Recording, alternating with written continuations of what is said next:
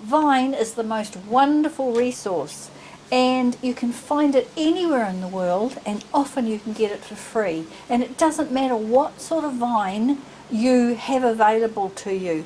For example, this fire vine, but you've also got jasmine, and you've got honeysuckle, ivy, all sorts of vine. And the wonderful thing about them is you can use the brown parts, which are old and stiff, or you can use these beautiful subtle new growth pieces. And to prove it to you, I'm going to show you 6 different ways you can use vine for your flower arranging. The first thing to do with all of these arrangements is to strip the leaves off the vine. I find that vines, garden vines like this, if you don't, the leaves go all limp very quickly. Exception, of course, is ivy, and ivy is fine. You can leave ivy leaves on, but ones like this you can't. But what I also want to leave on are these beautiful little tendrils. Why? They add an extra form, but they also add that splash of green and are interesting. But this piece, off it comes. So that's what I'm going to sit and do with all these ones down here now, is just take off the leaves. Use scissors if it's quicker for yourself, or just flip them off. This is a sweet little design that's got many uses. It can be used in a restaurant, it can be used at a luncheon, in a wedding, and it involves having some of these old-fashioned little tea sets. They come with a cup, a saucer and a plate. You can buy them really cheaply in second-hand shops, and if you find ones that are cracked, it's even better because they are cheaper, but also means you're repurposing them because they are from an elegant, beautiful past. These 3 are sets that are very old, but also you cannot use them anymore. They've got all sorts of age spots in them and all sorts of things, so it's not sacrilege. You're also going to need a glue gun, and here's the vine that we've just taken off all of the leaves. Test your vine for this one because we're going to be curling it quite tightly, so choose a vine that is nice and pliable. 2 vines I didn't think about telling you about in the introduction were grapevines, of course, kiwi fruit vines, all of those bean vines are lovely. It's soft for the summer, those sort of times of the year.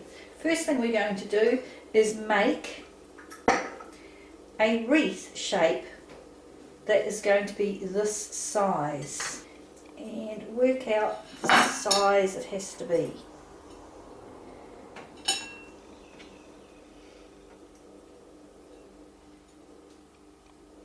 About there. Twist them round and then go around several times to create that circle. We keep checking it's not getting too big, and then start twisting it in and out and around like this, so you don't need wire or anything, and it will hold it together. I'm going to do that with 3 or 4 of these till we've got quite a sturdy little wreath shape. Hold it and around, and when we get to the nice supple end, go through, keep checking. Those tendrils want to stick to everything, and then through again. You see how it's starting to hold itself together just with its own pieces. Possibly going to do 1 more. This time I'm going to start by pushing it under and around it like this, and then through and through and through and through.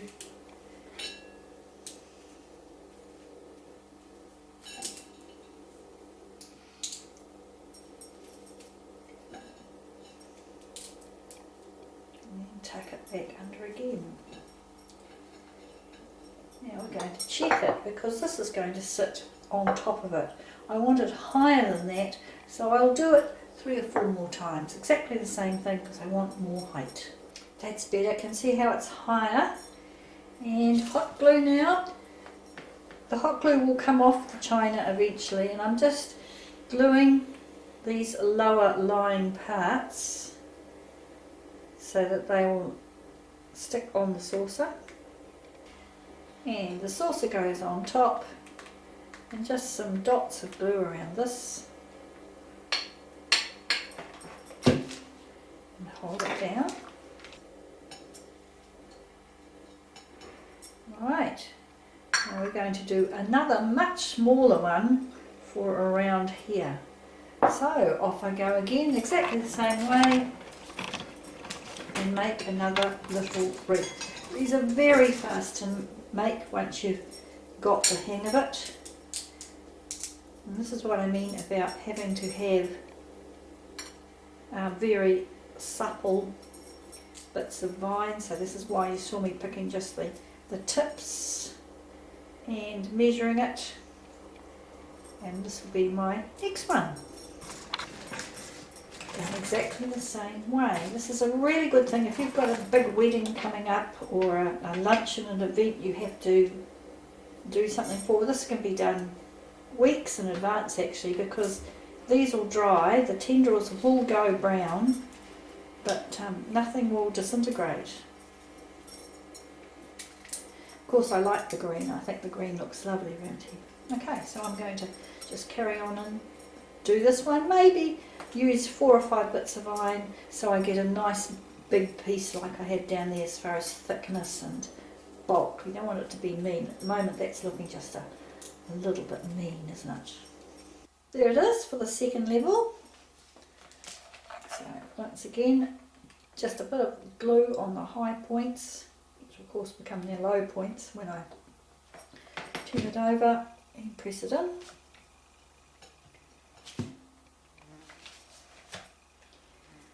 Now I could take one of these saucers and have that even higher. You can keep on building this idea, but I'm just going to do it as a set like that for you. And then the cup goes in the middle. So just a wee bit of glue around here. Pop it in the middle. And this is making it very, very stable. I've put water in there, it's as firm as anything now. And I'm also going to put a wee bit of water in the saucer. To finish, it's really simple. That's what's so wonderful about this design, because whether you're using a rose or a chrysanthemum or a camellia or a peony, you just pop one in there like that on the top, and something of a different form, in this case it's Aralia seed heads, and I'm going to rest those in that water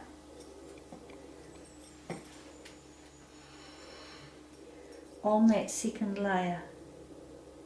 So they're just sitting there in the water, and there you have it. Simple, organic, easy to do. It's only using one flower and you've got yourself a lovely little centerpiece. For this design I am using honeysuckle. The reason, it is very, very soft, malleable and easy for me to collect because it grows semi-wild around the Florizine magazine garden. You just pull it out and cut off the pieces, as easy as that. Oh, inside again, it was windy out there. I have stripped off the leaves of the honeysuckle and they are ready to go. What else you'll need for this design is a candlestick of some kind. This is an old brass one that I've cleaned up a little bit. And these, now these are called candle cups.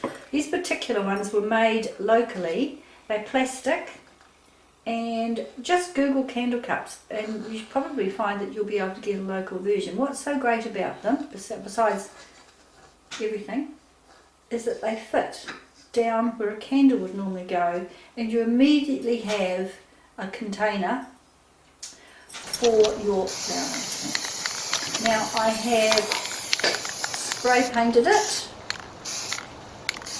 with a spray paint. This one is actually copper, but you can, if you're lucky, find brass. Just spray the inside and the outside and leave it in the sun for half an hour and it will be done. Here it is, all nice and dry, and just pop it in the top and push it down so it's nice and stable there. I have also picked some lovely winter flowers. The very first of the bulbs, flowers that come up, is narcissus. The smell is divine. Some little camellias. The very last of Love Lies Bleeding. And of course again the seed pods from the Aralia. So we begin by making the mechanics for this one, which is a little sphere. Really easy to make. Beginning of it you think, oh, this is never going to work. I'm measuring it against the size of the candle cup, so I know how big I wanted to make it, and go round a couple of times. Don't worry about it splitting. So it all come out in the wash, and then down this way. And I'm just keep on holding this at the bottom here. I'm starting to develop a 3D shape. Tuck the end in. Still holding it at that beginning.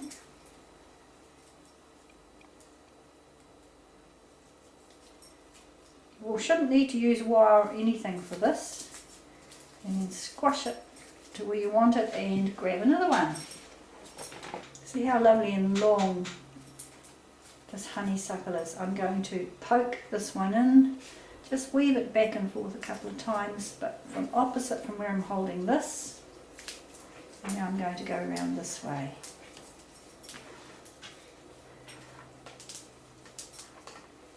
Just going round and round. And when I get to the end, once again, tuck it in. Now we can start to squish and tie it down into the state. Notice I've now just moved my hand,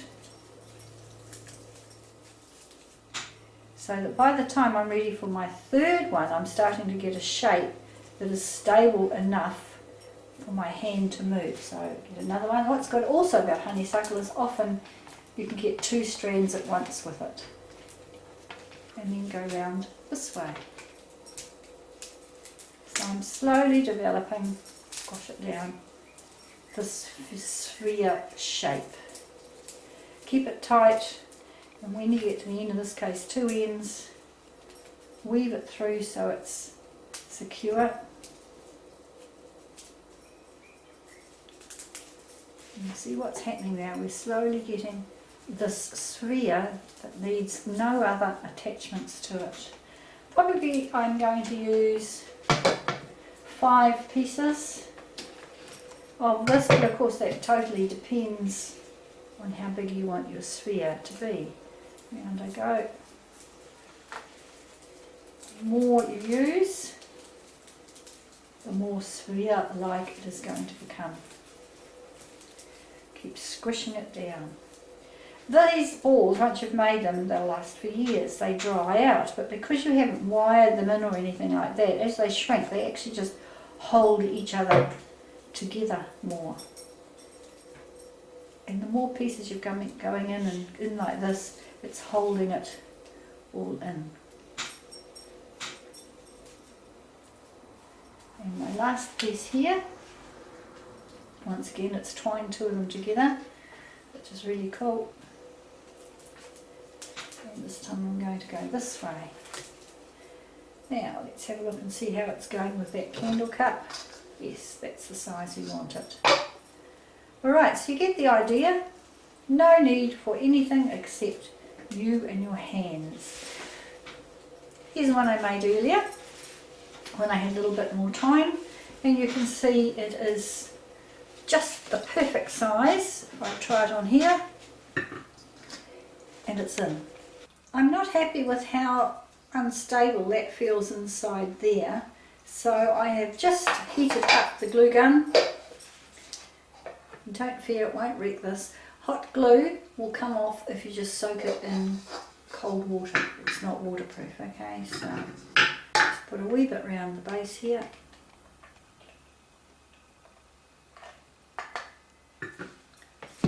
And push it down on top and leave it for a minute. Add some water.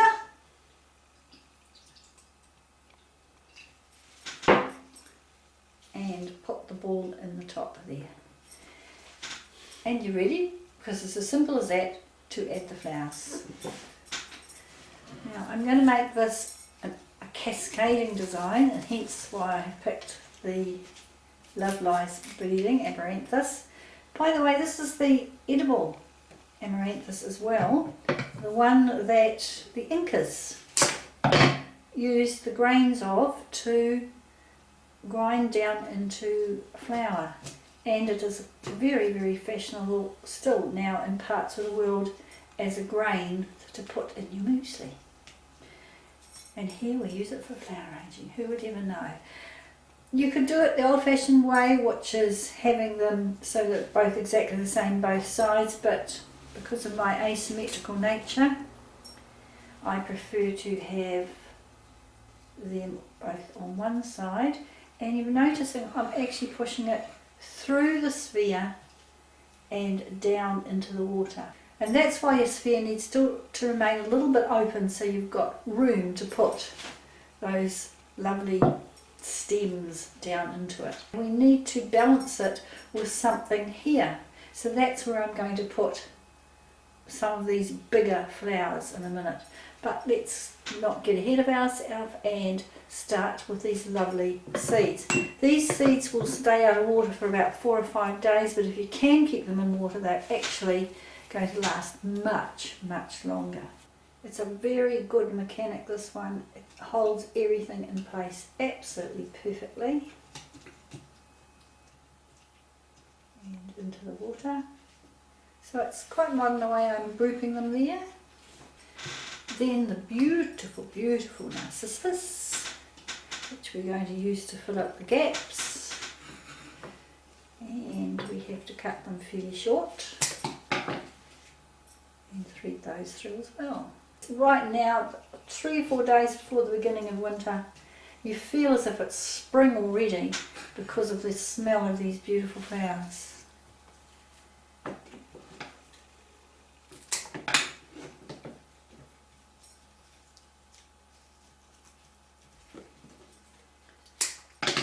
When I was picking these out in the garden, the bees really didn't want me to have too many of them. They were busy finding their own winter feed, so I had to be careful to leave plenty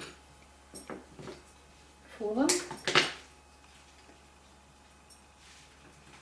Right, so you can see how I've grouped it on that side, so that's taking the balance of this is wanting to fall down on one side, is now starting to come over this way.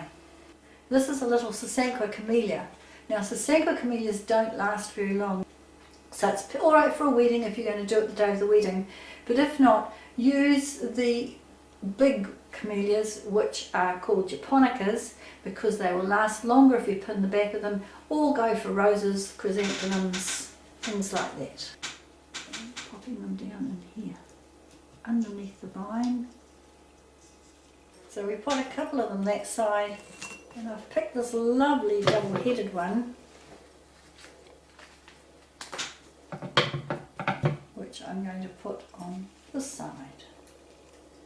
Threading it through, down into the water.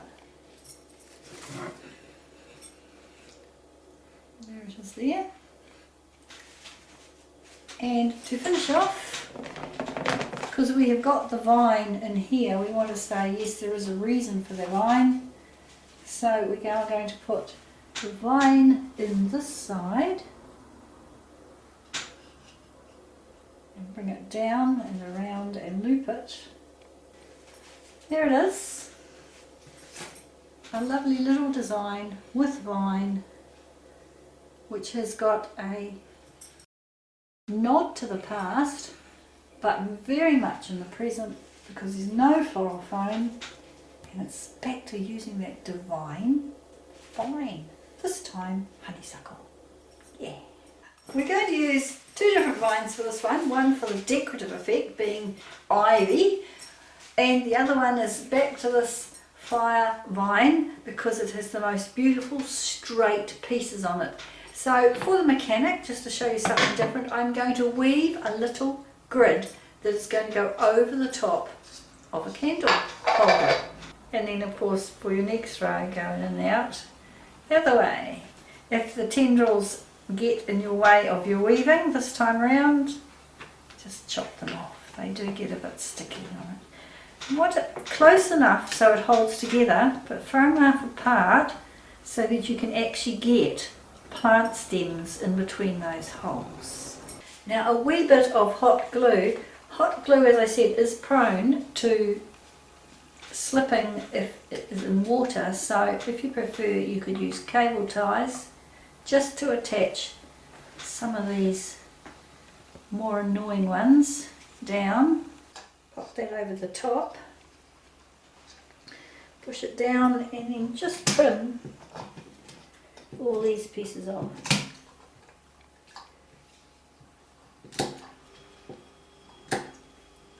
That is a little grid.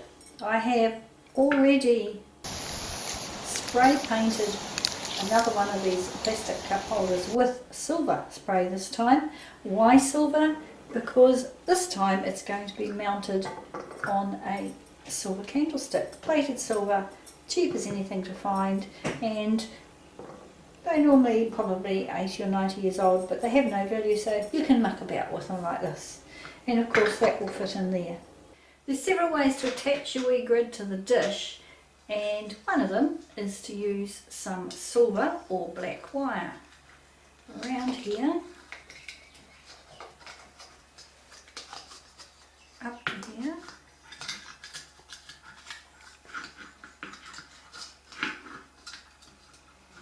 back down,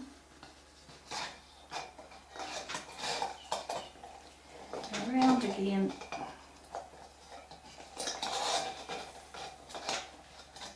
twist the end to the beginning. Use pliers to make it really tight before you cut your end off.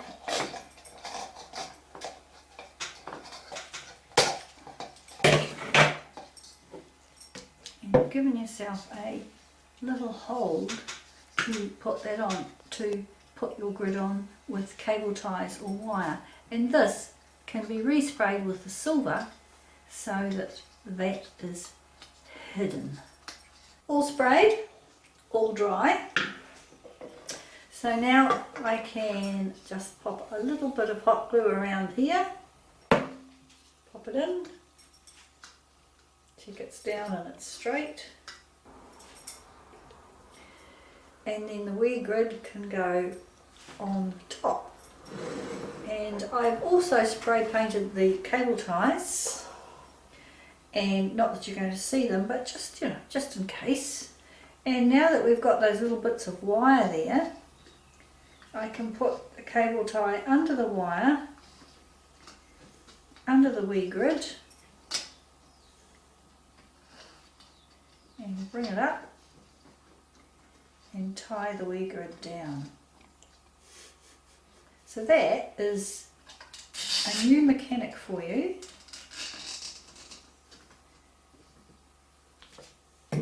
That's really, really effective. And I've got 3 or 4 cable ties, so I can tie it down in 3 or 4 places, and that's just not going to move. Add the water. And from this point on, it's entirely up to you how you design it. Well, I've shown you the mechanics. I'm going to just trim these back just a little bit more. We don't need them sticking out that much. I'll see if I can get the photographer. Doing quite a good job of getting it actually.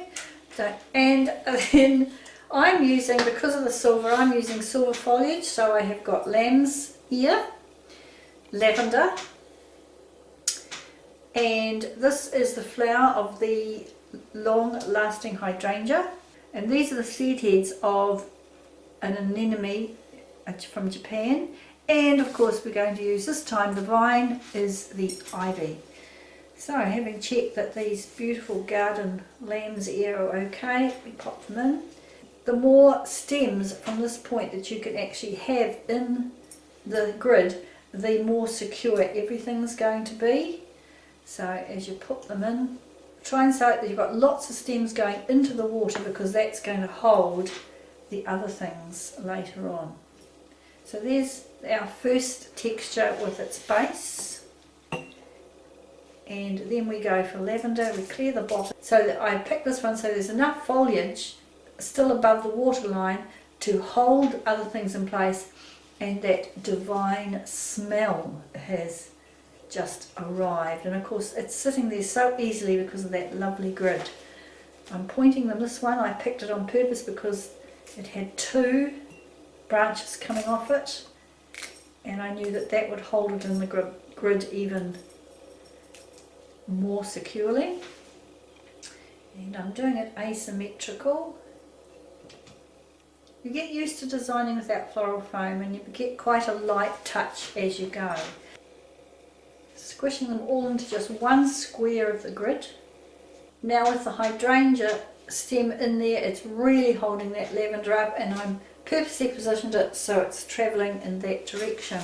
Next we go with the ivy, and we have the ivy at the back, and pop it in, more and more stems, making it much easier for them to hold. That's going to flop for a minute till I get a bit more stem in here. And that's the key, have lots of stems going into these grids, and then they hold exactly where you want them. Just have to see that from that side. So it's going to be quite a sweet little design. And to give it a modern touch, did you see how I just curled it like this and popping that in this area here? So now you know what the grid is for, you'll know just how much space to put between the grid, between each part of the grid, to hold these pieces of plant material in place. You're looking at the back of it now, so I'll turn it around to the front for you.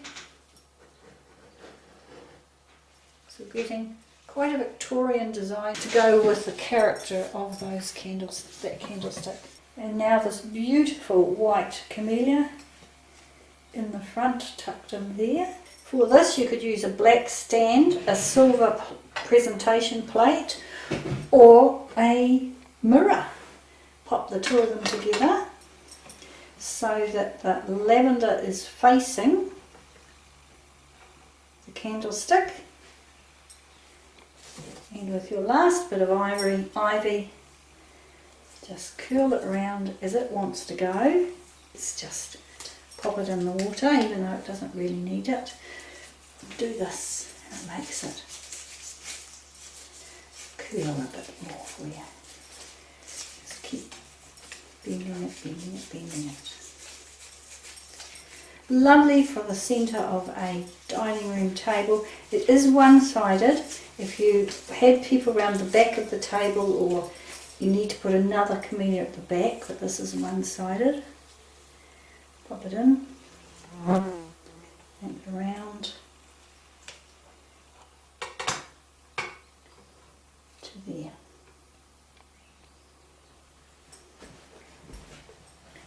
And there you have a 3-dimensional, using beautiful vine. You can see why the Victorians loved their lovely candlesticks, can't you? Have a go with it.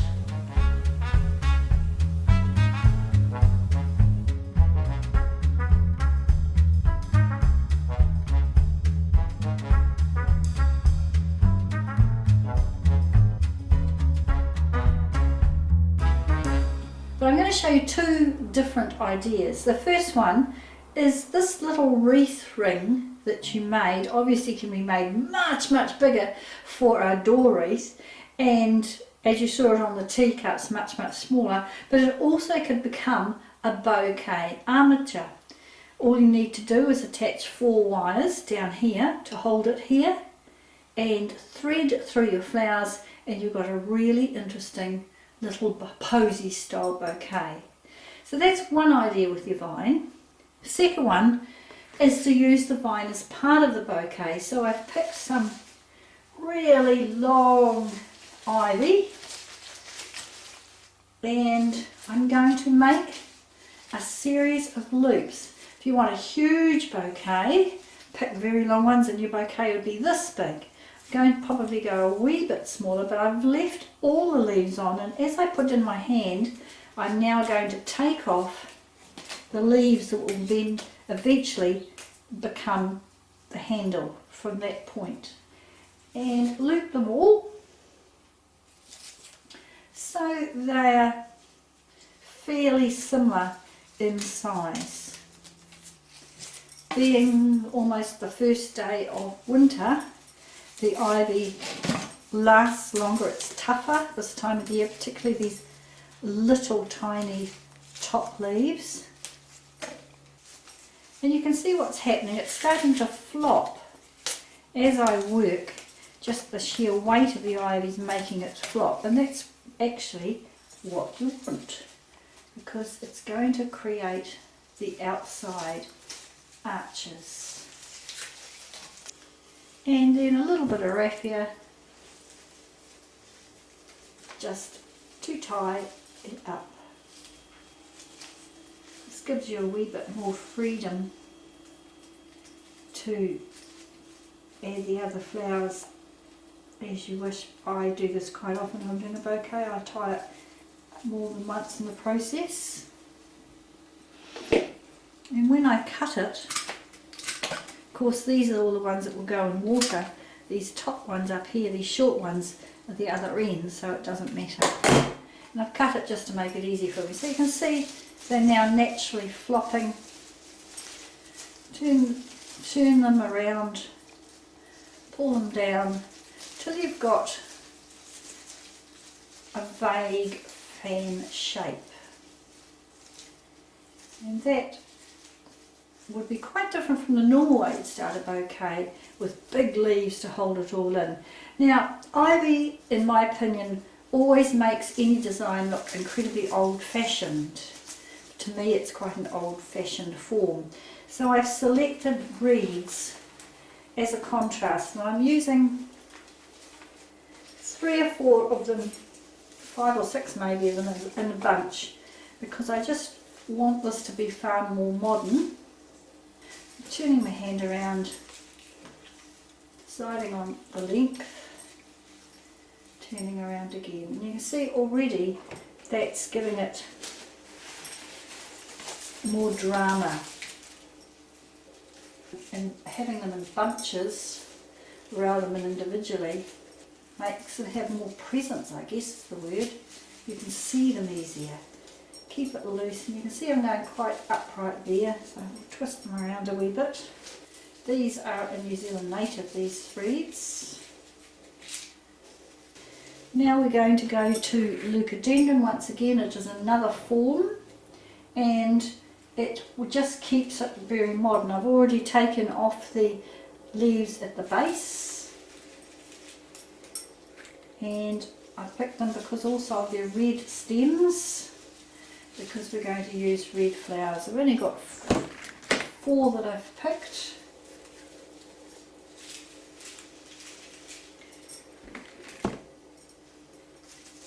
And put them through like that. Okay, now we have some red chrysanthemums which go down fairly deep. Once again, I have taken all the leaves off the base of them. Homegrown, so you get 3 or 4 flowers on one head, which also keeps it modern because they're big forms. Ivy can make things look really, really tizzy quite quickly. Tizzy, fussy, I guess. So by doing it this way, we're getting big forms. And now, as always, we want some smell, so we have just a little bit of rosemary. As I'm doing this, I'm turning Chrysanthemums are known for their beautiful smell, so this will help them out a bit. Right, just checking you can still see the ivy coming through all those places. And then I have one beautiful brand new stunning camellia, which we're going to put down through the middle, quite a height. And the buds, as it really is just the beginning of the camellia season. To me they look a bit like peonies. They're just beautiful things. And this is a particular big one. So we can have this modern way of doing a bouquet, which is very, very organic. Okay, now I'm going to tie it off.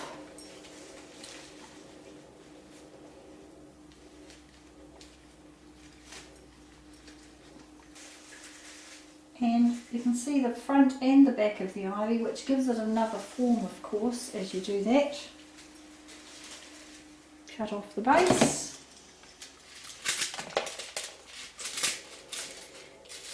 And then this is the surprise. The surprise is, it's not a bouquet at all. It is actually going to go into a vase as a modern, beautiful arrangement. Fill it up with water and squeeze and push it right down in. Now I'm going to take off the little bit of paper covered wire.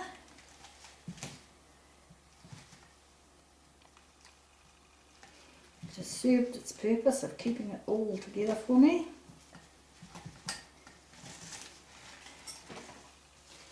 So now we can let it breathe.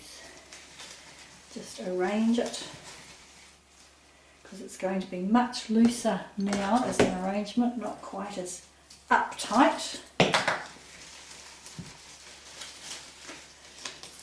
If it's to be viewed from all round, make sure you've got flowers on either side. And there you have the very fast way to make an arrangement for a vase with no floral foam, that is lovely and modern, which you can take under your arm almost, or put it on under a seatbelt and transport it for a corporate design, a present, or to sell. A bouquet come flower arrangement using ivy loops. So now let's talk more about this armature I mentioned a little minute ago. You need to make 2 more of these wee vine wreaths that I've already shown you how to make. You'll need 6 pieces of florist wire. It's not particularly heavy gauge, you've got to be able to twist it. Some lovely roses, the first of the narcissus, and daisies. And I have cut them so that they are right down to the base. And I'll take this piece off here, and so it's giving me not just the foliage that I want, but also some of the yellow that goes with the narcissus and those roses. So all this preparation has to be done beforehand, just as if like any bouquet you're doing, because you'll be holding it in one hand. And then I do pop them back into the little glass of water to keep them hydrated. The reason that we have this wire is to make the handles for the armatures, and that's why I've got 6 of them. So you simply push it through a couple of these and bend it over. Once you've bent it over, you can use pliers if your fingers aren't strong enough, hence what I was saying about don't use wire that's too heavy gauge. Just twist it a couple of times, and that's giving you your first handle. So I'm going to do it in 3 places. exactly the same thing. If you have heavier vine, you can get to this stage and then just hook it. And once you've hooked it, you can then twist it around with a pair of pliers. So this is just the standard way of making a handle on an armature. And one more for the third side.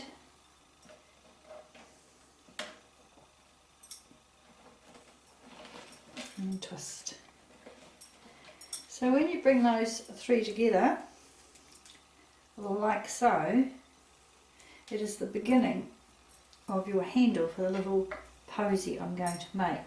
I'm going to do the same on the second little wreath because I want that to sit on top. So we've got a really nice fat armature for this lovely vine. It's just gorgeous, and of course it's so easy to find if you live in any area that's got some sort of a housing lot that's been demolished or anything. If one of the, after the weeds, the first thing that seems to happen is the birds will bring vine in. Vine seeds. You'll see here the little vine I've got here. That is introducing you to a new one. That is either called Convolvulus or Morning Glory. It is an incredibly invasive weed. So I think as a flower arranger, possibly you'll be the only people who value it. But what is good about this particular vine is it's incredibly supple and it won't break. And that's what we need for this little particular technique I'm going to show you when I've made this posy. Right, so there's that one there done. And that goes inside that one.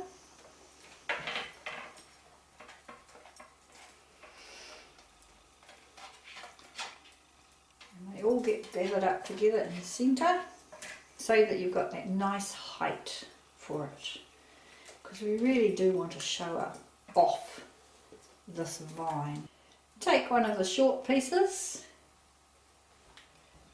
just wind it around the other ones so it keeps them where you want them to go. It means that you can make lots of these and they're sitting just waiting for you when you're ready.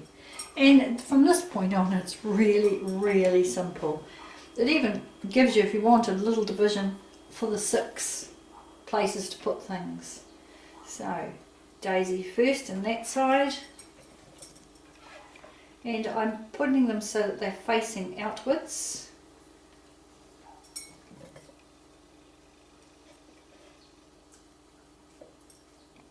Don't want them to cover too much of that vine.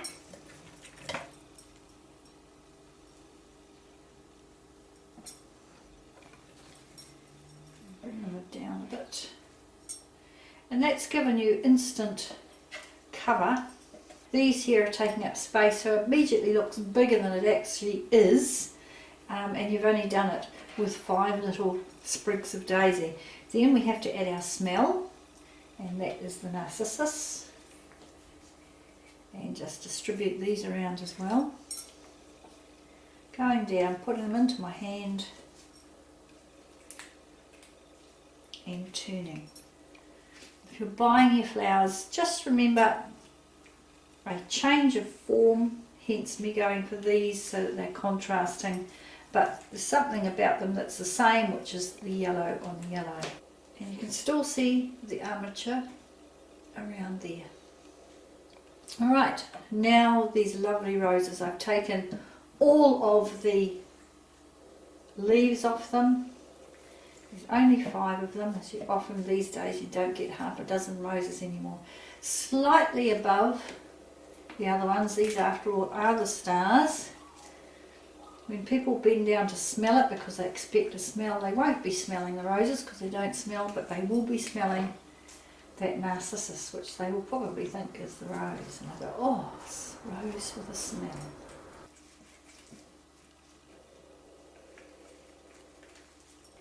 Now I'm just going to tie that off temporarily, and then I'm going to show you how to do a really cool wrap for the base. This is wrapping that I was taught as a Girl Guide when I was 12. You make a loop down to where you want that there.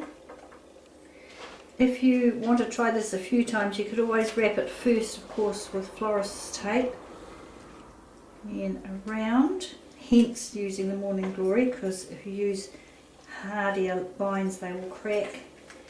And you're going just to wrap around that loop. You've got to make sure that loop hasn't crossed. And wrap.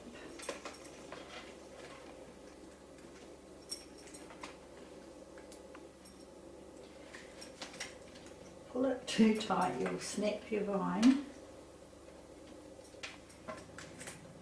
You can now push it up a bit further.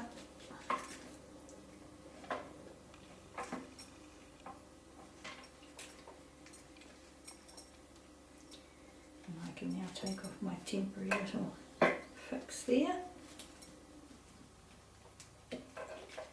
This just keeps the reason for the vine as an armature also up at this point. I'm still going round.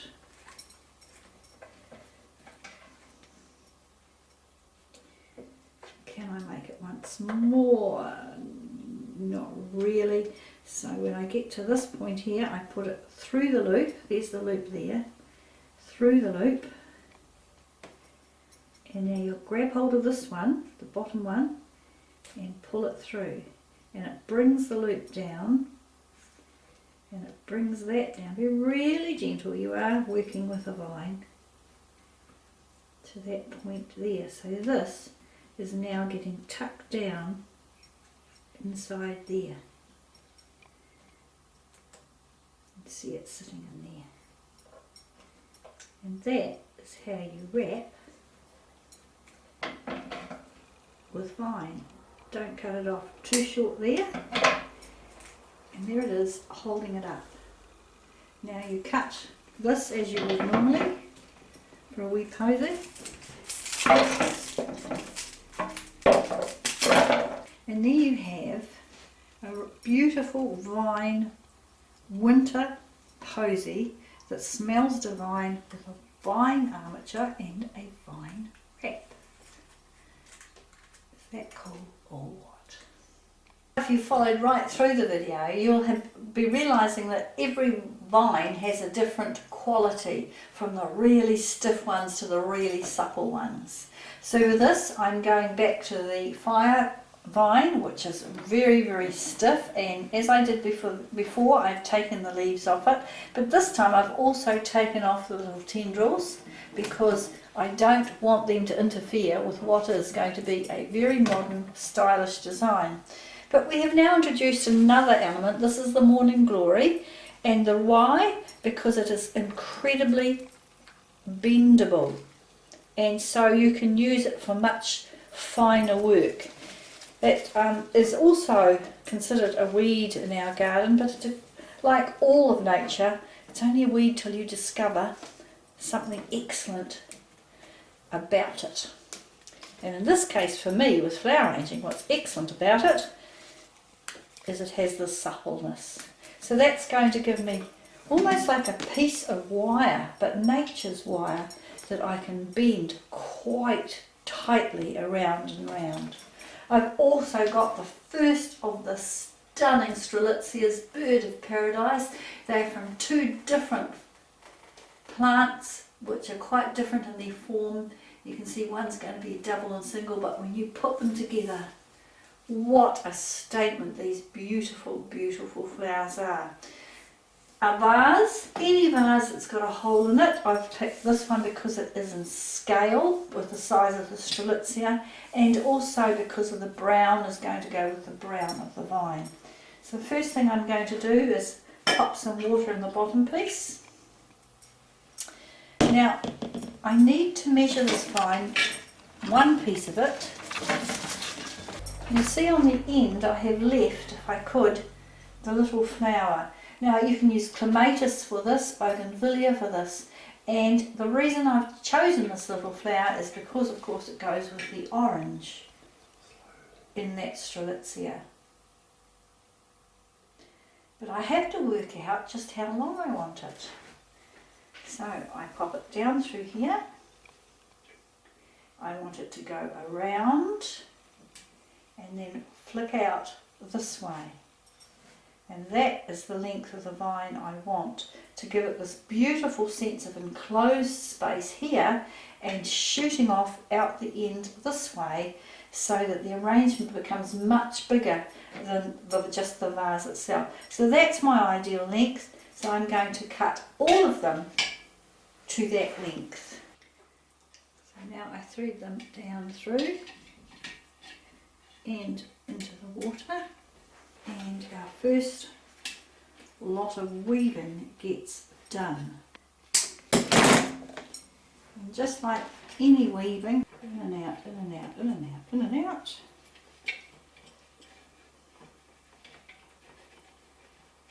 I've just gone along a bit further just to secure this as I go back with this piece, so it's not so long the other way.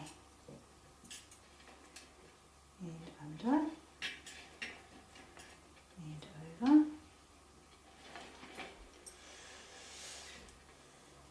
Pull it in tight. Just pull it as tight as you dare. Of course you can use paper coloured wire for this, but really when you're looking at a video about using divine vine, I'm really just wanting to show you all the different ways you can use this fabulous plant material if you've got a gentle touch.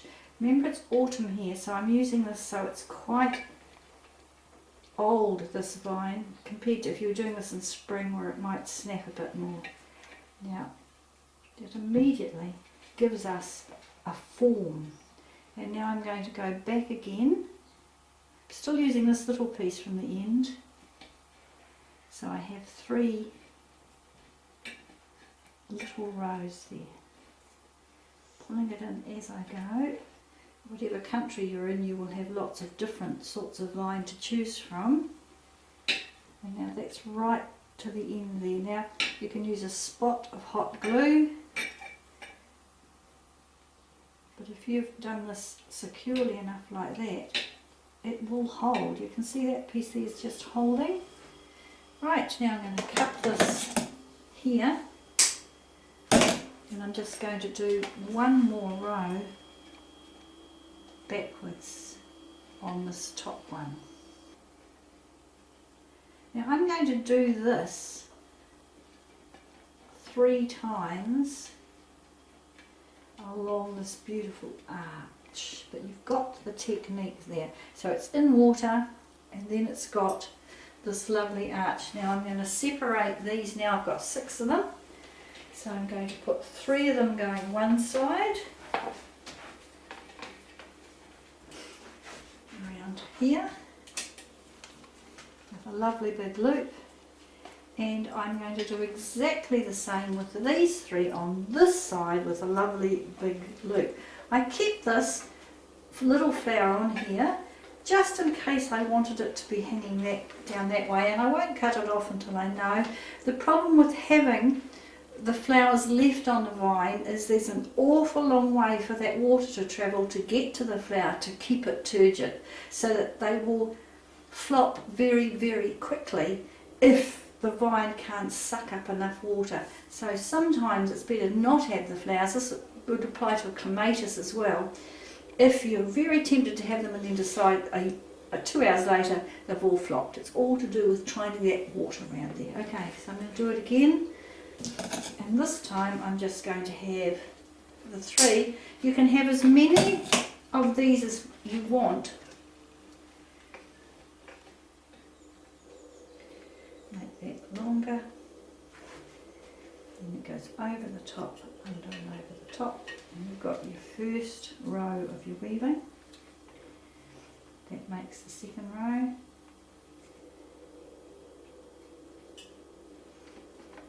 and then the third row. Of course, if you have it open like that, it makes it another design. It gives it another aspect of how you can do it. this off just a little bit. Don't need to have that much length.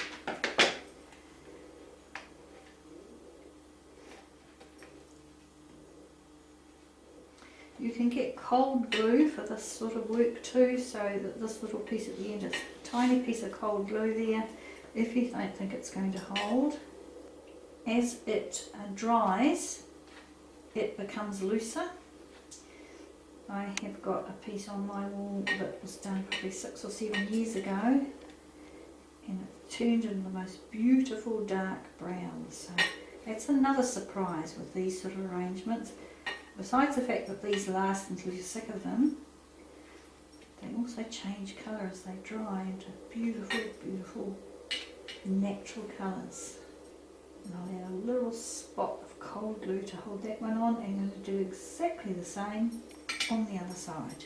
Both sides done. Now I'm going to swirl them around. Sorry, watching out for eyeballs. When you're doing this with plant material, go with the loop that they want and where they want that loop. Check that you've got these two plaits in the same place on either side, because that will tell you that you've got these loops about even. Can you see how it's naturally going to twist there? Just because of the tension. Now don't fight that. If it wants to twist across itself like that, let it. Bind it exactly the same way as I bound it for the little posy. And you've pushed them together here. So you're going round and round and round. Here's the piece, yeah, round here, and now we're going round.